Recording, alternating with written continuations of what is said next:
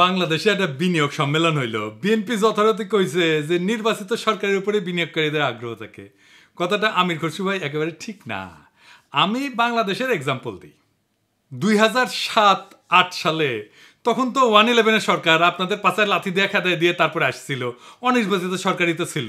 FDI প্রবাহ প্রায় $1 billion ছাড়া যায়, এটা একটা রেকর্ড ছিল। আমির খসরু ভাই, আপনি তো সিনিয়র নেতা, কথাবার্তা তো বুঝে বলবেন। আপনি অ্যাকাউন্টিংয়ে মনে পোস্ট গ্রাজুয়েশন করেছেন, তাও তো আপনার জানা থাকার কথা যে যারা ফরেন ডাইরেক্ট ইনভেস্টমেন্ট করে তারা 3টা সিম্পল জিনিস দেখা করে। এইটারে বলা হয় ডানিংস ওএলআই প্যারাডাইম অথবা একলেকটেক প্যারাডাইম। একটা বিখ্যাত একটা স্কলারলি মডেল যা বিদেশি বিনিয়োগ ব্যাখ্যা করতে ব্যবহার করা হয়। ওএলআই মানে হইতেছে ওতে ওনারশিপ অ্যাডভান্টেজ, কোম্পানির নিজস্ব প্রযুক্তি, ব্র্যান্ড, প্যাটেন্ট বা ম্যানেজমেন্ট দক্ষতা কেমন, এইটার উপরে ভিত্তি করে এই ওটা বিবেচনা করা হয়। এল হচ্ছে লোকেশন অ্যাডভান্টেজ, যে নির্দিষ্ট দেশের মানে যে দেশে বিনিয়োগ করতে যাচ্ছে সে দেশের ভৌগোলিক, অর্থনৈতিক, রাজনৈতিক, সামাজিক সুবিধা কি আছে সেটা দেখে। আর আইতে হইতেছে ইন্টারনালাইজেশন অ্যাডভান্টেজ, মানে কোম্পানি কেন নিজেই বিনিয়োগ করবে অন্য কাউকে লাইসেন্স না দিয়া। তো এই মডেলটা দিয়ে ব্যাখ্যা করা যায় যে কেন এফডিআই আসবে, বিনিয়োগ কেন করবে, কিসের ভিত্তিতে বিনিয়োগ করবে। আপনি যে লোকেশন অ্যাডভান্টেজ, এই লোকেশন অ্যাডভান্টেজ অংশের মধ্যে খেয়াল করলে দেখবেন যে রাজনৈতিক স্থিতিশীলতা গুরুত্বপূর্ণ, নির্বাচিত সরকার আছে কিনা সেটা গুরুত্বপূর্ণ না। আওয়ামী লীগ যে 173 দিন হরতাল করেছিল আপনাদের আমলে, বিএনপির আমলে, সেটা তো নির্বাচিত সরকারই ছিল, কেন করেছিল এবার বুঝেছেন তো। আর আপনাদের যে চুষ্টি ছিল আওয়ামী লীগ এতদিন, যে আপনারা ঈদের পরে তীব্র আন্দোলনের হুঙ্কার দিতেন, কেন দিতেন বুঝেছেন তো। আপনারা এই দেখায় 173 দিন হরতালে বিদেশি বিনিয়োগে কি ক্ষতি হয়েছিল, কি সারা গেছিল। এই 173 দিন হরতালের এফডিআই আসছিল কতদিন জানেন? 91 থেকে 96 খালেদা জিয়ার আমলে। 91 আনুমানিক আসছিল 20 থেকে 30 মিলিয়নের মতো মাত্র। 95টা বাইরে 100 মিলিয়নের কিছু বেশি হয়েছিল, গড়ে 50 থেকে 80 মিলিয়ন আসছিল বছরে, কিছুই না। এবার তুলনা দিয়ে আওয়ামী লীগ আমলের সাথে 96-2001 আওয়ামী লীগ আমলে এফডিআই আসছিল গড়ে 200 থেকে 300 মিলিয়নের মতো, বুঝেছেন তো। কিছু ছিলেন এবং আপনাদের নির্বাচিত সরকার ছিল, তো কেন তখন এফডিআই আসে নাই, ব্যাখ্যা দেন এটার। তাই আমির খসরু ভাই এমন কিছু কয়েন না যেটা আপনি ডিফেন্ড করতে পারবেন না, যেটা বললে মনে হবে যে বিষয়টা নিয়ে আপনার কোনো গভীর বোঝাপড়া নাই। তো বিনিয়োগ সম্মেলন নিয়ে আমি বাকশালীদের পুচ্ছে আগুন ধরাটাই স্বাভাবিক। দেশের উপকার হইলে, দেশ আগায় গেলে তো ওদের সমস্যা। কিন্তু মনে হচ্ছে বিএনপির নয় বুদ্ধিজীবীদের ভালো লাগে নাই যে এমন একটা সফল সম্মেলন হইলো। তো দেখলাম ডাক্তার জাহেদ খুব তুচ্ছ-তাচ্ছিল্য করে একটা ভিডিও করেছে যে বাংলাদেশে কে বিনিয়োগ করবে, গ্যাস নাই, পাওয়ার নাই, রিজার্ভ নাই, ইত্যাদি ইত্যাদি মেলা কিছু। আর কি বলবো, ডাক্তার জাহেদ যদি সবকিছু নিয়ে মতামত দিতে যায় তাহলে তো মুশকিল। বিজনেসটা রাজনীতি না ডাক্তার জাহেদ, এটা একটা স্পেশালাইজ স্কিল। আমি ভাবছিলাম যে বাংলাদেশ কোথায় যাবে, যে কথা আশিক বলিছে সেটা আরো স্পষ্ট করবো, কিন্তু আমার মনে হইতেছে যে ডাক্তার জাহেদের কথার উত্তর দিই। তার আগে আরেকটা কথার উত্তর দেওয়ার দরকার আছে, কারণ আবার আজকে দেখলাম যে 2 সাংবাদিক, এক ডাবল ড্রপ আউট আর এক অনুসন্ধানী, আবার সেই অনুসন্ধানীর পোস্ট শেয়ার দিয়েছে আর এক বিশিষ্ট বিজ্ঞ বিরিয়ানির দোকান থেকে চান্দা নেওয়া পাবলিক। আর তারা কইছে যে ইজ অফ ডুইং বিজনেস নাকি ভালো না বাংলাদেশে, তাই এইসব কইরা বিনিয়োগ আসবি না, বিনিয়োগ ওখানে কথা শুনলে আসবি। হ্যাঁ, আরও কিবা মেলা কিছু কইছে, ইংরেজি যেহেতু কইছে তাহলে ঠিকই কইছে।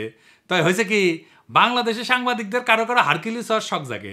মানে সে সবার তো বেশি বুঝে, মহাকাশ বিজ্ঞান থেকে ফিলোসফি, কৃষি থেকে শিল্প, বাণিজ্য থেকে সমাজবিজ্ঞান, ডাক্তারি থেকে প্রকৌশল, রাজনীতি থেকে রাষ্ট্রনীতি, কূটনীতি, কোনো কিছুই তাদের জ্ঞান থেকে বাদ যায় না, খালি নিজের প্রাতিষ্ঠানিক লেখাপড়াটা শেষ করতে পারে না আর কি। হ্যাঁ, আর নিজের ভিতরের অন্তঃসার, শূন্যতা, মূর্খতা আর অসভ্যতা মাঝে মাঝে ফসাদ কইরা বের হয়ে যায়। ভিন্ন ধর্মের মানুষকে কাফের বইলা গালি দেয়, ওর বস্ত কাফের একটা। আমার কাছে থেকে একটা জিনিস আমাকে মেলা রিকোয়েস্ট করে মেল দিছিল ওর বসে কপি দিয়া, তাই ওর বসের নাম জানি, ওর বস তো কাফের, ওর হিসাবেই কাফের। তো ওই বসের কথা উঠে বসে কেন, ওই লন্ডনে থাকি বা কেন, ওটা তো কাফের দেশ। মানিক বন্দ্যোপাধ্যায় ইনকা মানুষের জন্য প্রাগৈতিহাসিক বলে একটা গল্প লিখেছিল। গল্পটা কি, এটা মজার গল্প, এটা কয়নি। আর ডাকাতি করতে যে আহত হয়ে লুলা হয়ে যায়, নাম ভিকু। তারপরে ভিক্ষা করা ধরে, এই যে কচু খেতে যেমন মোটা আজিজের সাথে ব্যবসা করতে গিয়ে ধরা খেয়েছিল না, তারপরে অনুসন্ধানে চাজিয়েছে, তার সাথে মিল আছে কলে। তো ওই একই জায়গাত এক স্বামী স্ত্রী ভিক্ষা করে, ওই ভিখারি মাইয়া, ওই যে স্ত্রী, তার নাম পাসি, ওর পায়ে একটা পচা ঘা আছে, সেটা হইতেছে ওর সম্পদ, ওইটা দেখায় ভিক্ষা নেয়। তো ওই যে অনুসন্ধানী সাইজা কিছু জিনিসপত্র কাছ থেকে বাগায় নেয় না, মানুষের কাছাকাছি যে বাগায় নেয়, ওইটাই তার সম্পদ আর কি। হ্যাঁ, তো এক রাতে ভিখু পাসির স্বামীরে মেরে ফেলে তো পাসিক পিঠে তুলে পলাইতেছে, আকাশে সাজ উঠেছে, ওই অন্ধকারে 2 প্রাণী চলিচ্ছে, আর গল্পটা শেষ হইতেছে এইভাবে। বাংলা সাহিত্যের সবচেয়ে চমৎকার গদ্য এটা। সবচেয়ে ক্লাসিক, সবচেয়ে সাহিত্যিক লাইন এগুলো, বলি আপনার শুনেন। হয়তো এই চাঁদ আর এই পৃথিবীর ইতিহাস আছে, কিন্তু যে ধারাবাহিক অন্ধকার মাতৃগর্ভ হইতে সংগ্রহ করিয়া দেহের অভ্যন্তরে লুকাইয়া ভিক্ষু ও পাচি পৃথিবীতে আসিয়াছিল, এবং যে অন্ধকার তাহারা সন্তানের মাংসল আবেষ্টনীর মধ্যে গোপন রাখিয়া যাইবে, তাহা প্রাগৈতিহাসিক। পৃথিবীর আলো আজ পর্যন্ত তাহার নাগাল পায় নাই, কোনোদিন পাইবেও না। এই যে অনুসন্ধানী যে ধারাবাহিক অন্ধকার নিজের মাংসল আবেষ্টনীর মধ্যে লুকাইয়া পৃথিবীতে আসিয়াছিল, লন্ডনের আলো তাহার নাগাল পায় নাই, কোনোদিন পাইবেও না। যাই হোক, কচু খেতে ইংরেজি যেটা কইছে সেটা কি ঠিক আছে? ঠিক কইছে।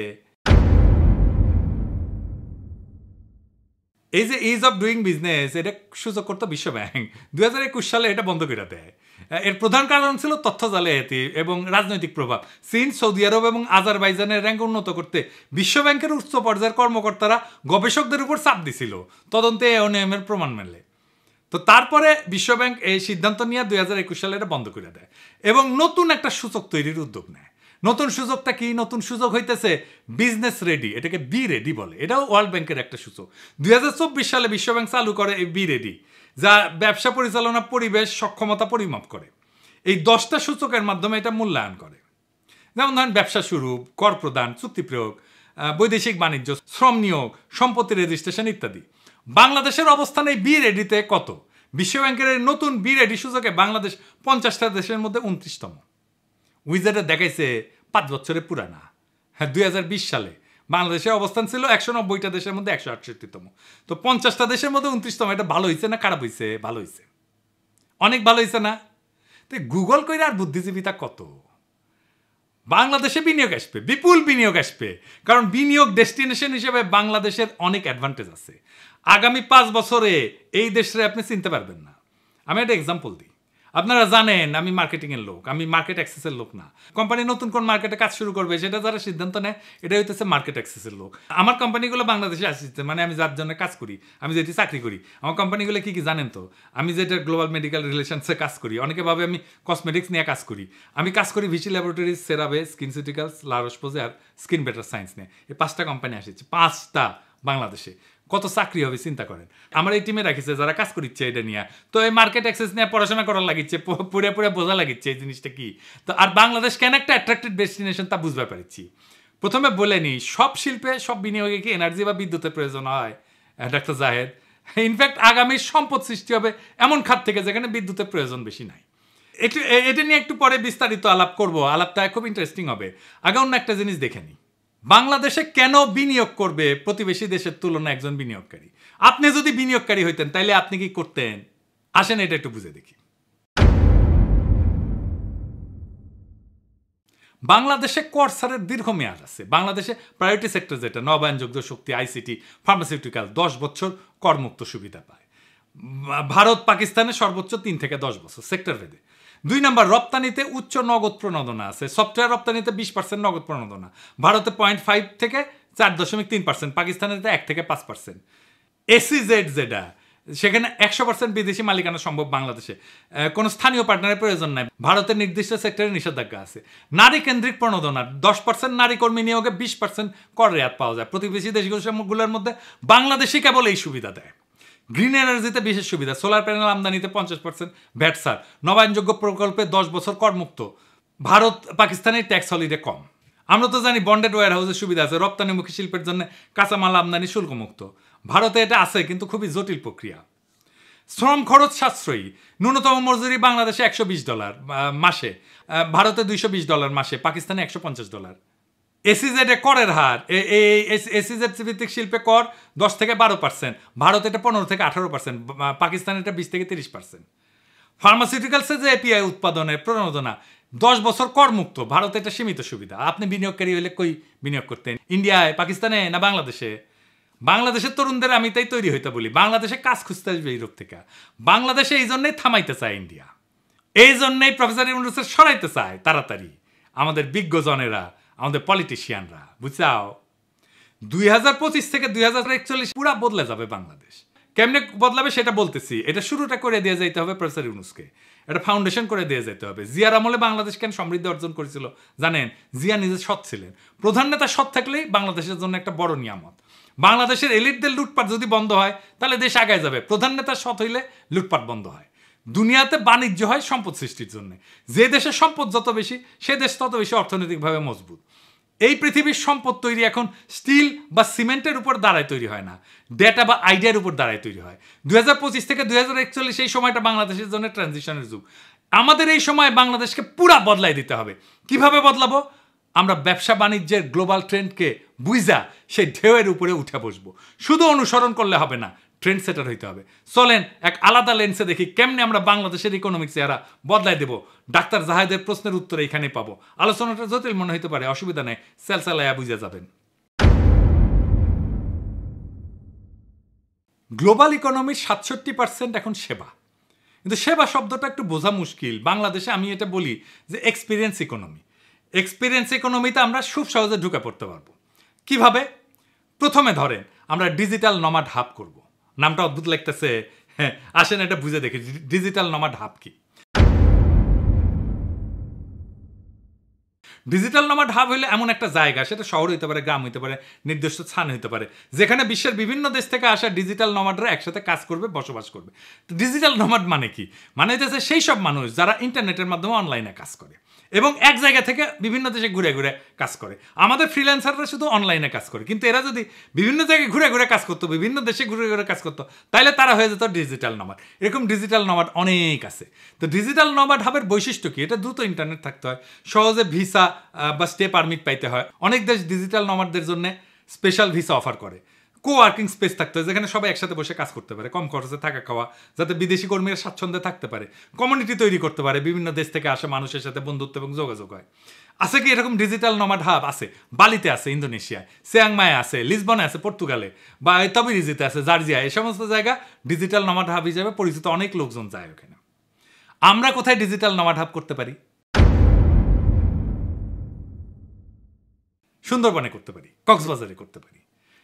কক্সবাজার শুধু সমুদ্র সৈকত না, আমরা স্মার্ট ওয়ার্ক স্টেশন রিসোর্ট করতে পারি, হাই স্পিড ইন্টারনেট করতে পারি, কোয়ার্কিং স্পেস দিতে পারি, ই ভিসা দিয়ে বাংলাদেশে বিশ্বের ফ্রিল্যান্সারদেরকে আকর্ষণ করতে পারি। আর কি করা যায় সার্ভিস সেক্টরে? হিউম্যান এআই কোলাবোরেশন করতে পারি। গার্মেন্টস শিল্পে এআই ডিজাইন টুলসের সাথে স্থানীয় কারিগরদের ক্রাফটম্যানশিপ জুড়ে দিয়ে বাংলাদেশি টেক্সটাইল প্যাটার্ন বিক্রি করতে পারি মার্কেট প্লেসে, ডিজিটাল মার্কেট প্লেসে। আর কি করতে পারি? কৃত্রিম বুদ্ধিমত্তার জন্য বা এই আর্টিফিশিয়াল ইন্টেলিজেন্সের জন্য artificial intelligence ethical training data তৈরি করতে পারি। এটা আবার কি?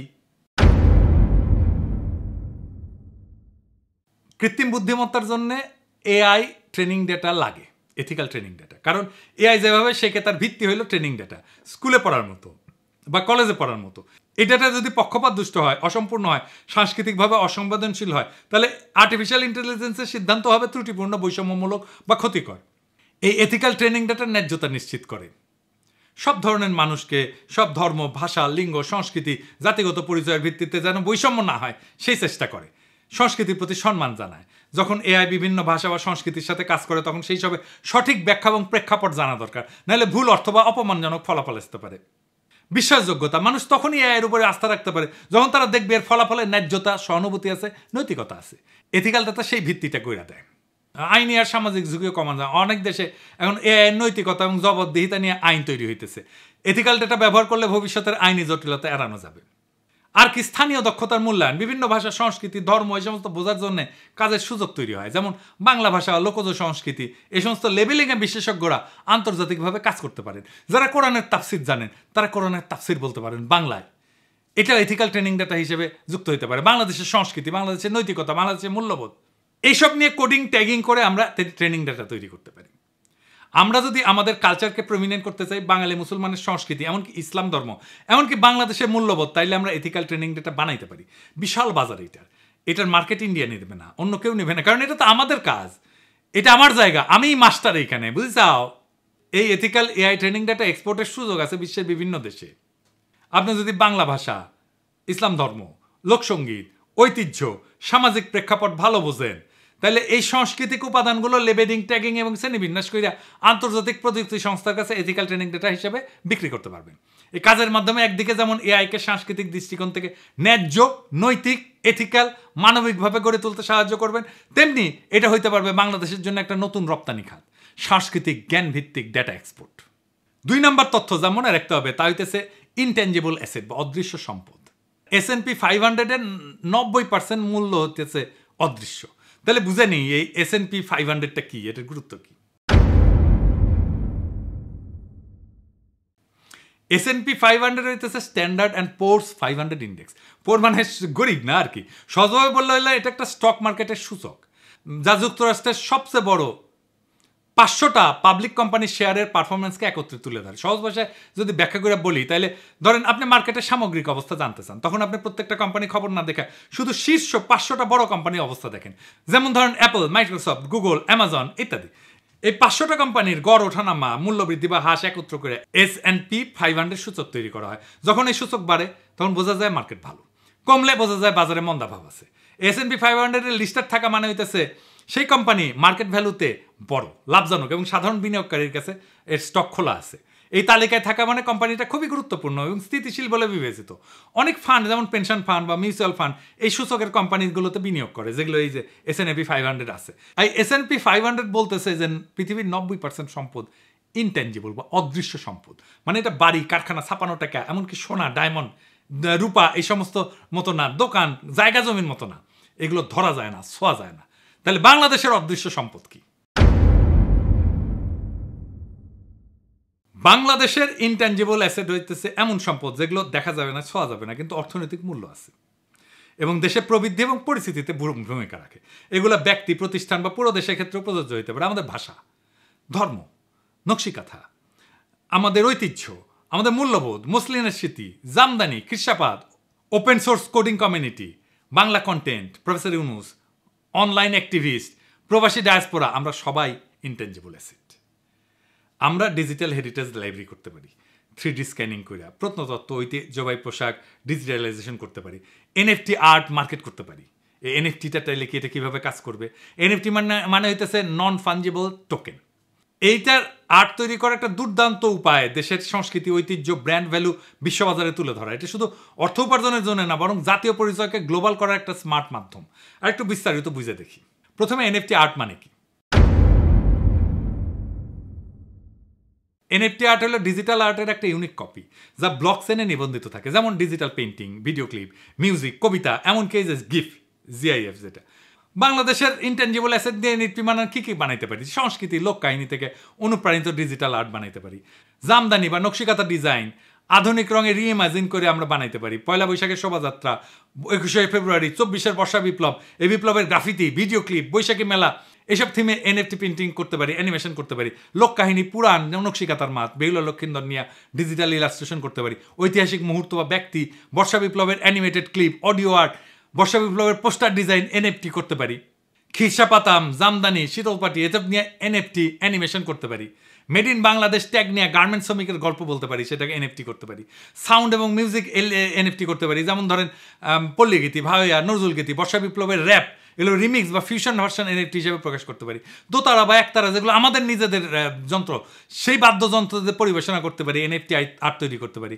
এটা কেমনে বিক্রি করতে হয়, এটা তৈরি করতে হয় কেমনে, এটা একটু বুঝায় কই। মির্জা আব্বাসকে একটু কইয়া দিয়েন, চান্দা তোলা ছাড়াও আগামীর দুনিয়ায় উপার্জনের অনেক উপায় আছে। উনি তো চান্দা তোলা ছাড়া কিছু জানেন না, শিখা রাখুক।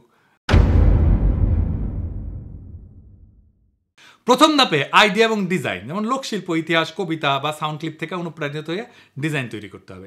এখানে ডিজিটাল আর্টিস্ট বা AI ইমেজ জেনারেটর ব্যবহার করতে পারেন। 2 নাম্বার, ব্লকচেনে এটা মিন্ট করতে হয়, মিন্টিং বলে। মানে একটা NFT মার্কেট প্লেস, যেমন ধরেন OpenSea, এখানে একটা অ্যাকাউন্ট খুলতে হবে, তারপর আপনার ডিজিটাল ফাইল আপলোড করতে হবে, কইরা ব্লকচেনে রেজিস্টার করতে হবে, এটাই বলে মিন্টিং। 3 নাম্বার ধাপ হচ্ছে বিক্রির জন্য তালিকাভুক্ত করতে হবে, মূল্য ঠিক করতে হবে।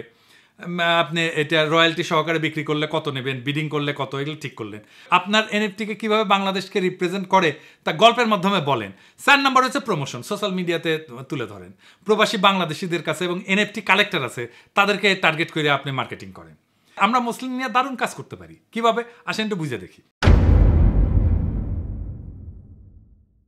প্রাচীন ঢাকায় মুসলিমের হারানো কৌশল ন্যানো টেকনোলজি দিয়ে পুনরুদ্ধার করে একে বিশ্বের লাক্সারি ফ্যাশন মার্কেটে ফিরে আনার প্রকল্প নিতে পারি। ন্যানো মাইক্রোস্কোপি এবং জেনেটিক ইঞ্জিনিয়ারিং দিয়া প্রাচীন সুতা এবং কটন প্রজাতি ফিরে আনতে পারি, ন্যানো স্পিনিং এবং এআই ডিজাইন দিয়ে আধুনিক পোশাকে রূপ দিতে পারি, গুচি বা প্রাদা এরকম বিখ্যাত ব্র্যান্ড যেগুলোর সাথে সাথে পার্টনারশিপ করে এক্সক্লুসিভ কালেকশন তৈরি করতে পারি, স্টোরি টেলিং এবং হেরিটেজ ব্র্যান্ডিং দিয়ে উচ্চ মূল্যের বাজারে প্রবেশ করতে পারি। বিশ্ববাজারে মেড ইন বাংলাদেশের মর্যাদা বৃদ্ধি পাবে, তাইলে বাংলাদেশে কারিগর এবং কৃষকের জন্য নতুন কর্মসংস্থান হবে, বছরে বিলিয়ন বিলিয়ন ডলার আমরা এটা রপ্তানি করতে পারবো। এক কথায় মসলিনের ইতিহাসকে ভবিষ্যতের প্রযুক্তিতে গাইথা বিলিয়ন ডলারের ইন্ডাস্ট্রি করতে পারি আমরা এখান থেকে। 3 নাম্বার তথ্য মনে রাখতে হবে, তা হইতেছে ক্রস ইন্ডাস্ট্রি ইকোসিস্টেম। সেটা আবার কি তথ্য মনে রাখতে হবে? সেটা হইতেছে 30% গ্লোবাল রেভিনিউ এই ক্রস ইন্ডাস্ট্রি থেকে আসে। কিরকম? যেমন ধরেন টেলিমেডিসিন, এটা ক্রস ইন্ডাস্ট্রি ইকোসিস্টেম। মেডিসিনের সাথে আইটি একসাথে মিলে টেলিমেডিসিন। এইরকম কি কি হইতে পারে আর দেখি আসেন। বাংলাদেশে কৃষি এবং টেকনোলজিকে জোরে লাগায় ভার্চুয়াল ফার্মিং করতে পারি। বাংলাদেশে গ্রামের কৃষকেরা মেটাভার্সে তাদের জমির ডিজাইন টুইন বানাবে। আইওটি সেন্সর দিয়ে রিয়েল টাইম ডেটা দেখা বিদেশি ইনভেস্টররা এই ফসল কিনতে পারবে। তারপরে স্মার্ট ফিশারিজ ব্লকচেন করতে পারি, ইলিশের সাপ্লাই চেন ট্র্যাক করতে ব্লকচেন ব্যবহার করতে পারি। ইউরোপের সুপার মার্কেটে স্ক্যান করলে ইলিশ মাছে ভোক্তা দেখবে যে কোন মাছের নৌকা থেকে কোন সময় কত তারিখে ধরা হয়েছিল এই ইলিশ, কোন নদীতে ধরা হয়েছিল। আর কি করা যায়? ক্লাইমেট স্মার্ট ভিলেজ করতে পারি। কি সেটা? ধরেন সুন্দরবন সংলগ্ন গ্রামগুলোকে কার্বন নিউট্রাল ট্যুরিজম জোন বানানো যায়। ট্রাভেলাররা যারা আসবে টোকেন কিনবে, গ্রিন টোকেন কিনবে, তারা কার্বন অফসেট করতে পারবে। এটা আবার কি? গ্রিন টোকেন কি? কার্বন অফসেট কি? কার্বন অফসেট টোকেন হইতেছে টুরিস্টরা যখন বাংলাদেশে ভ্রমণ করবে তাদের ফ্লাইট, গাড়ি, হোটেল ইত্যাদি থেকে নির্গত হয় নির্দিষ্ট পরিমাণ কার্বন ডাইঅক্সাইড। এই কার্বন ডাইঅক্সাইড নির্গত হওয়ার জন্যই পৃথিবীর উষ্ণতা বাড়ে। সেই জন্য যে ঝড়, ঝঞ্ঝাপ, জলোচ্ছ্বাস, বন্যা, দাবানল এগুলো তৈরি হয়, পৃথিবীর পরিবেশ নষ্ট হয়ে যায়। কার্বন নিঃসরণ কমাইতে পারলে এগুলো কমে যাবে। দেখেন না, বন্যা হইতেছে, গরম কত, এগুলো কমে যাবে, পৃথিবীর উষ্ণতা কমবে। তো এই কার্বন নিঃসরণকে পাপ হিসেবে দেখা হয় পশ্চিমে। আমাদের এই পশ্চিমের পাপ বোধকে কাজে লাগাইতে হবে। তারা বাংলাদেশে আসলে একটা গ্রিন টোকেন কিনবে, সে পাপকে মুছতে পারবে। মানে এটার অর্থ হইল যে তারা এই গ্রিন টোকেনের যেটা দাম তার সমপরিমাণ অর্থ দিল, যা এমন একটা প্রজেক্টে দিল যে প্রজেক্ট যতখানি কার্বন সে উৎপন্ন করে আসছে সেই পরিমাণে কার্বন শোষণ বা হ্রাস করবে। সদ্বোধ। এই টোকেনের বিনিময়ে কি করতে পারে? টাকা দিয়ে আমরা সুন্দরবনে আশেপাশে গাছ লাগাতে পারি, কার্বন টানবে। সৌরবিদ্যুৎ বসাতে পারি, কার্বন টানবে। বায়ো টয়লেট তৈরি করতে পারি, ইকো ট্যুরিজম করতে পারি। প্রত্যেকটা টোকেন ট্র্যাকযোগ্য হবে ব্লকচেনের মাধ্যমে, মানে কেউ জালিয়াতি করতে পারবে না। তো ট্রাভেলারের লাভ কি? যে আসবে তার লাভ কি এই গ্রিন টোকেন কিনে? 1 নম্বর লাভ হইতেছে পরিবেশ বান্ধব পর্যটক হিসেবে আন্তর্জাতিক সার্টিফিকেট বা ব্যাচ পাবে। এটা কর্পোরেট সিএসআর বা ব্যক্তিগত সোশ্যাল প্রোফাইলে কাজে লাগবে। খুব দামি জিনিস এটা পশ্চিমে। অনেক দেশ কার্বন অফসেট টুরিস্টের জন্য ট্যাক্স বেনিফিট পাওয়া যায়, ইউরোপে তো পাওয়া যায়। ইকো ফ্রেন্ডলি ট্রাভেলার লেভেল দিয়ে তারা অন্যদের তুলনায় বেশি সম্মান সুযোগ পাবে, ডিসকাউন্ট পাবে, এক্সক্লুসিভ ট্যুর পাবে। বাংলাদেশের লাভ কি? বিদেশি টাকা ঢুকবে গ্রামীণ পরিবেশ প্রকল্পে, সরকারের কোনো খরচা ছাড়াই। স্থানীয় মানুষ গাছ লাগাবে, ইকো ট্যুর গাইডিং করবে, গ্রিন হোটেল ম্যানেজমেন্ট করবে, কাজ পাবে। সুন্দরবনে উপকূলীয় এলাকার জলবায়ু সহনশীল হবে, ক্লাইমেট রেজিলিয়েন্ট বলি আমরা, সেটা হয়ে উঠবে। আন্তর্জাতিক পর্যায়ে বাংলাদেশ গ্রিন ট্যুরিজম ব্র্যান্ডিং তৈরি হবে, যা আরও ট্যুরিস্ট এবং ইনভেস্টর টানবে। আর কি করা যায়? এডুকেশনের রেভলিউশন করা যায়, স্কিল স্টক এক্সচেঞ্জ করতে পারি। সেটা কি? শিক্ষাকে এখন আর শুধু সার্টিফিকেটের জন্য না, ভবিষ্যতের ইনভেস্টমেন্ট হিসেবে ভাবা দরকার। কেউ যদি নতুন স্কিল শিখে, যেমন ধরেন কোডিং শিখলো, ইংরেজি শিখলো, সেই স্কিলের ভিত্তিতে সে অর্থনৈতিক সুবিধা পাইতে পারে। যেমন ক্ষুদ্র ঋণ বা চাকরির সুযোগ। মাইক্রো লার্নিং অ্যাপ থাকবে, এখানে রিক্সা চালক, গৃহিণী, কৃষক সবার জন্য সহজ ভাষায় 5 মিনিটের ভিডিও লেসন থাকবে। বাস্তব ভিত্তিক স্কিল যেমন বেসিক কোডিং, দৈনন্দিন ইংরেজি, ডিজিটাল লেনদেন এসব শিখবে। প্রত্যেকটা কোর্স শেষে পাওয়া যাবে ডিজিটাল ব্যাচ, যা হবে স্কিলের প্রমাণ। এই ডিজিটাল ব্যাচ জমা দিয়া লোকজন ক্ষুদ্র ঋণ নিতে পারবে বা স্বল্প মেয়াদে কাজ নিতে পারবে। এটা স্কিল প্রোফাইল তৈরি হবে তার, যা ব্যাংক, এনজিওর কাছে একজন ব্যক্তির স্কিল ক্রেডিট হিস্ট্রি হিসেবে কাজ করবে। এইভাবে শিক্ষাকে আমরা ইনভেস্টমেন্ট হিসেবে ব্যবহার করতে পারি, যেখানে শেখা মানে শুধু জ্ঞান না, আয়ের পথ খুলে যাবে। আর কি করা যায়? গেমিফাইড ভোকেশনাল ট্রেনিং করা যায়। সেটা আবার কি? গার্মেন্টস কর্মীদের জন্য আধুনিক প্রশিক্ষণ পদ্ধতি। প্রথাগত ট্রেনিং তো একঘেয়ে, সময় সাপেক্ষ। তাই গার্মেন্টস কর্মীদের প্রশিক্ষণকে ইন্টারেক্টিভ গেমের মতো বানায় ফেলা যায়, যাতে শেখাটাই হয়ে যায় মজার এবং কার্যকর একটা জিনিস। কিভাবে করা যায়? ভার্চুয়াল রিয়েলিটি এর সাথে মোবাইল সাইমুলেশন এক করতে হবে। গার্মেন্টসের মেশিন, সেলাই, কাটিং, প্রেসিং এগুলো শেখানো হবে ভার্চুয়াল পরিবেশে। ভার্চুয়াল রিয়েলিটি হেডসেট দিয়ে সাধারণ মোবাইল অ্যাপেই 360 ডিগ্রি ভার্চুয়াল ট্রেনিং করা সম্ভব। ব্যবহারকারীরা মনে করবে যে তারা বাস্তবে মেশিন চালাইতেছে, কাজ শিখতেছে। প্রত্যেকটা মডিউল শেষ করলে পয়েন্ট পাবে, লেভেল আপ হবে, ডিজিটাল ব্যাচ পাওয়া যাবে। সঠিক সময় কাজ করলে পারফেক্ট স্কোর, ভুল করলে ফিডব্যাক। বন্ধুবান্ধবদের সাথে স্কোর তুলনা করার সুযোগ থাকবে, ফলে প্রতিযোগিতা এবং আগ্রহ বাড়বে। রিওয়ার্ডস থাকবে এবং যেটা বাস্তব সংযোগ থাকবে। পয়েন্ট জমা হলে তার রূপান্তরিত হবে বাস্তব সুবিধায়, যেমন প্রশিক্ষণের সার্টিফিকেট, পদোন্নতির সুযোগ, কর্মদক্ষতার ভিত্তিতে বোনাস বা ইনসেন্টিভ। এটা কেন দরকার? ধরেন অনেক গার্মেন্টস কর্মী পড়ালেখায় দুর্বল, তাদের জন্য ছবি, ভিডিও, গেমিং সবচেয়ে কার্যকর মাধ্যম। এটাকে ট্রেনিং মনে হবে না, ক্লাস মনে হবে না, খেলা মনে হবে। এটা শেখায়, আগ্রহ বাড়াবে। আপনি সেফটি বলেন, প্রোডাক্টিভিটি বলেন, কোয়ালিটি বলেন, সবকিছুতে এটা দিয়ে উন্নয়ন করতে পারবেন। এর ফলে একটা ডিজিটাল স্কিল ফাইল তৈরি হবে প্রত্যেক শ্রমিকের জন্য। ভবিষ্যতে যে কোনো শিল্পে চাকরি পেতে এই ডিজিটাল স্কিল প্রোফাইল হবে তার পরিচয়পত্র। আর কি হইতে পারে? ডিজিটাল দ্বিতীয় প্রবাস। সেটা আবার কি? আমরা মেটাভার্স এমবেসি খুলব। আজকের দুনিয়া তো প্রবাস মানে শুধু মালয়েশিয়া, সৌদি আরব বা ইউরোপে যাওয়া না। এই ফিজিক্যাল বর্ডার এটা এখন ভার্চুয়াল। মানে আপনি যেখানেই থাকেন ডিজিটাল স্পেসে আপনি পুরো বিশ্বের সাথে যুক্ত হইতে পারেন। এটাই হইতেছে দ্বিতীয় প্রবাস। একটা ভার্চুয়াল অভিবাসনের সুযোগ এনে দেয় কাজ, ব্যবসা, সংস্কৃতির এবং আন্তর্জাতিক পরিচিতির। আমরা মেটাভার্স এমবেসি খুলব, বা এটা হবে বাংলাদেশের ভার্চুয়াল দূতাবাস। কি হবে এতে? বাংলাদেশের ওই মেটাভার্স এমবেসিতে ডিজিটাল প্যাভিলিয়ন থাকবে। সেখানে থাকবে আমাদের ব্যবসা, সংস্কৃতি, স্টার্ট আপ এবং উৎসবের ভার্চুয়াল ঠিকানা। এখানে কালচারাল ইভেন্টস থাকবে, লাইভ এবং ভার্চুয়াল। আমাদের নববর্ষের ফেস্টিভ্যাল থাকবে, ঈদ থাকবে, জামদানি ফ্যাশন শো থাকবে, নকশিকাঁথা প্রদর্শনী হবে, লোকসঙ্গীত হবে, কনসার্ট হবে, নাটক হবে, নাচ গান সব ভার্চুয়াল মঞ্চে। ডিজিটাল শপ থাকবে, এক্সপোর্ট বুথ থাকবে, সেখানে জামদানি, হস্তশিল্প, হোম ডেকোরেশনের পণ্য, এনএফটি যা আগে বললাম এটার মার্কেট প্লেস থাকবে। প্রবাসীদের জন্য রেমিটেন্স ইনভেস্টমেন্ট গাইড থাকবে, বাংলা কোচিং থাকবে প্রবাসীদের ছেলেমেয়েদের জন্য, সব ভার্চুয়াল সহায়তায়। ভার্চুয়াল সেবা দান করবো। এখানে আমরা ই পাসপোর্ট অ্যাসিস্ট্যান্স দেবো, চাকরি সংক্রান্ত গাইডলাইন দেবো, ভার্চুয়াল কনসালটেশন দেবো। এখানে স্টার্ট আপ এবং ইনোভেশন জোন থাকবে। বিশ্বের যে কোনো জায়গা থেকে তরুণেরা বাংলাদেশি স্টার্ট আপ প্রজেক্টের যে পিস সেটা শুনতে পারবে, যে কেমন এই স্টার্ট আপে বিনিয়োগ করা যাবে কিনা। ফান্ডারদের সাথে নেটওয়ার্ক তৈরি করে দেবে। এর কারণ হচ্ছে যে বাংলাদেশি তরুণদের একটা বিশাল অংশ গ্লোবাল মার্কেটের সাথে যুক্ত হতে চায়, কিন্তু ইনফ্রাস্ট্রাকচার এবং এক্সপোজারের ঘাটতি আছে। ডিজিটাল দ্বিতীয় প্রবাস মনে হচ্ছে যে ঘরে বসে আন্তর্জাতিক পরিচয় এবং অংশগ্রহণ। বিশ্ব যেখানে আমাদের দোরগোড়ায় চলে আসছে, ওইখানে বাংলাদেশের দরজাটাও মেটাভার্সে খুলে দিতে হবে। এটাই হবে ভবিষ্যতে ডিজিটাল নেশন মডেলের প্রথম পদক্ষেপ। এই মাটির গায়ে ঘাম ঝরায়, এই আকাশের নিচে স্বপ্ন বুইনা, বিরচিত লড়াই কইরা, রাজপথে রক্ত দিয়া আমরা ছিনায় আনছি আর একটা স্বাধীনতা। আজ সময় আসছে শুধু বিপ্লবকে টিকায় রাখা না, বরং বিপ্লবের ঝলকে বিশ্বকে কাঁপায় তোলার। যারা বলে বাংলাদেশে কিছু হবে না, তাদের কান ঝালাপালা কইরা দিতে হবে আমাদের কাজ দিয়া, সাহস দিয়া, সাফল্য দিয়া। যারা বলে গ্যাস নাই, বিদ্যুৎ নাই, রাজনীতি অস্থির, তাদের বলতে হবে আমাদের বুদ্ধি আছে, সৃজনশীলতা আছে, আছে বুকের মধ্যে আগুন, অবিনাশী আগুন। আজ যদি সাহস করে আমরা ঝাঁপায় না পড়ি, কাল কেউ এসে আমাদের ভবিষ্যৎ গড়ে দেবে না। আজকেই সময় নিজেদের ভাগ্য নিজের লেখার, আজকেই সময় বাংলাদেশকে পাল্টায় দেওয়ার। আমরা সস্তা শ্রমিকের জাতি হিসাবে পরিচিত হব না, আমরা হব সৃজনশীলতার সৈনিক, প্রযুক্তির যোদ্ধা, অর্থনীতির স্থপতি। আমরা সেই জাতি যারা একদিন বলবে এই ডিজিটাল সিল্ক রোডের নতুন কাফেলা শুরু হয়েছিল কক্সবাজারের বালুতে পা রাইখা। আমরা এনএফটি বানাবো, মুসলিম ফেরত আনবো, এথিক্যাল এআই ডাটা এক্সপোর্ট করব, ভার্চুয়াল দূতাবাস বানাবো, আর পুরা দুনিয়াকে দেখাবো বিপ্লবোত্তর বাংলাদেশ কাকে বলে। 2041 আসবে, আমরা চাই বা না চাই, সবার জন্য আসবে, পৃথিবীর সবার জন্য আসবে। কিন্তু ইতিহাস লিখবে কেবল তারাই যারা এখন থেকে লড়াই শুরু করবে, প্রস্তুতি নেবে। আপনার হাতে, আমার হাতে, আমাদের সন্তানদের হাতে এই জাতির নিয়তি লেখা আছে। চিৎকার করে বলেন বাংলাদেশ জিতবে, আমরাই জেতাবো।